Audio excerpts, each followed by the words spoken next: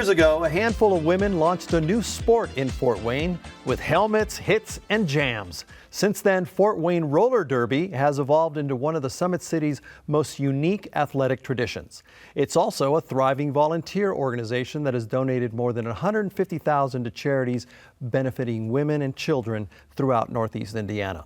Along the way, they've built lifelong friendships and inspired generations of skaters. Coming off their 20th season and preparing for season 21, we're joined by Valerie Gambrell, also known by her skater name Slaughter Her, and Gracie Stoner, one of the junior skaters whose skater name is Black Widow. Welcome to the 260. Thank you. Appreciate it. Awesome. You guys look awesome. Thank you. Thank you. And for the uninitiated, explain roller derby a little bit. How does the game work? What goes on at a bout? So just the, I guess, overview. Yes. You've got your blockers and your jammers. Blockers and jammers. Yep. The Okay. jammers' whole thing is that they need to get through the blockers. The way that you score points is for every blocker you pass, you score a point. So that's your very basic overview. And you're going around Yep, and around on a track. Yeah. Okay. So what is the track? How does it, is it, how long is it? Is it, do you do cones or is it banked? It's not, it used to be banked. We don't do Yes. banked anymore. We do flat track roller derby. Okay.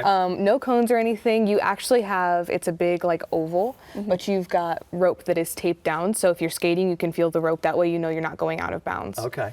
So it seems kind of, or at least what I remember from roller derby, is it was kind of a rough and tumble sport, is it? Yes, You got absolutely. tough? Oh, absolutely. Yes. It's a lot of full contact, and unfortunately, there are injuries with it, but it is still very, very fun. So is that part of the whole vibe of it to have the nicknames and Yeah, kind of definitely. it's definitely a part of the culture, yeah. It's a big culture thing, and it was a lot more prevalent, 20 years ago when it was a lot more rough and tough. Now it's a lot more like fun, friendly. Yeah, and just not what it used to be. community too. Community, very community based. How'd you guys land on your nicknames?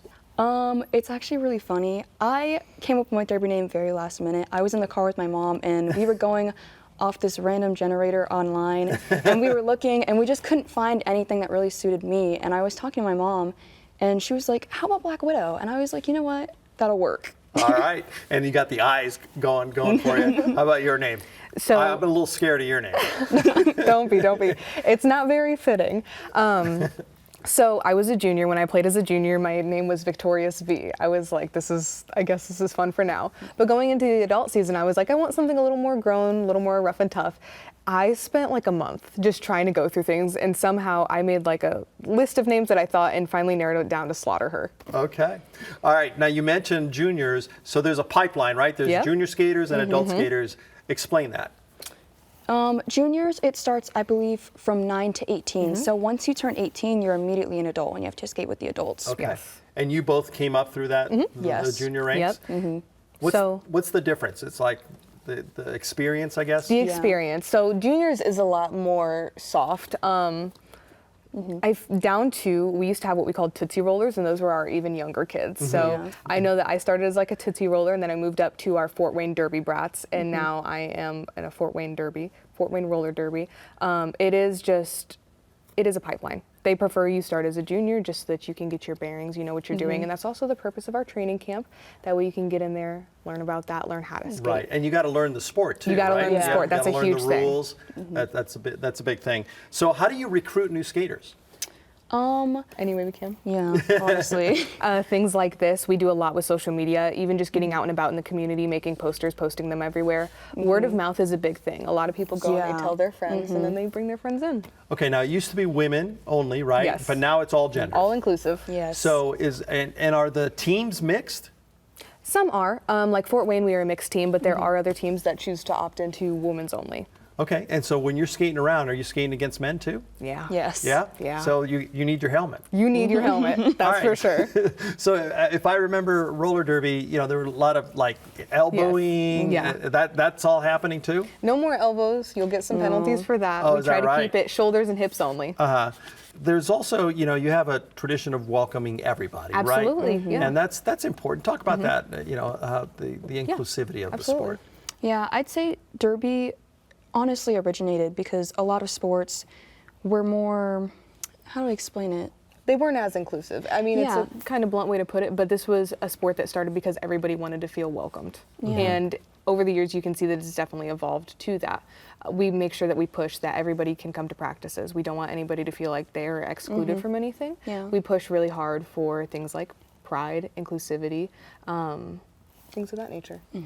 Now, there's a tradition of giving back at this Absolutely, organization, yes. right? Talk about that a little bit. I mean, that's a lot of money to have given over. I know it's over a long span, but is every match or every bout you collect money? Talk Exactly. about that. So each season we choose a new charity to benefit. This year it was Food Not Bombs, so a lot of our proceeds would go to Food Not Bombs. It's just to make sure that we're still giving back to the community the way that the community has given back to us. And what's ahead for season 21? So many things. We're going to really push for new skaters. We're trying to get new faces to continue to grow as a team. We want to give a lot more back to the community as well, so we're hoping to get a lot more community events involved.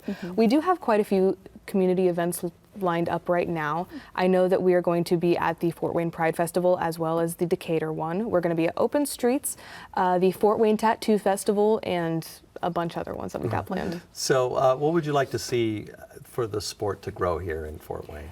Really recruitment. I think that's what we're kind of Yeah. lacking right now, is just the numbers. But we're hoping to change that this year. And do you guys practice? Like the team, does the team go ahead and Yes. practice?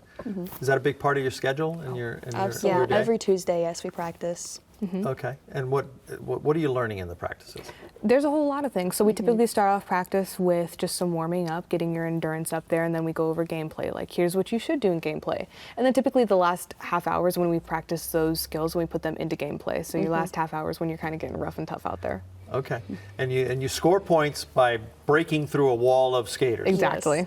All right, that sounds very daunting. To learn more about Fort Wayne Roller Derby, or if you know somebody who'd like to attend their training camp, check them out online and on their Facebook page at Fort Wayne Roller Derby. Thank you both. Thank for, you. being I appreciate it.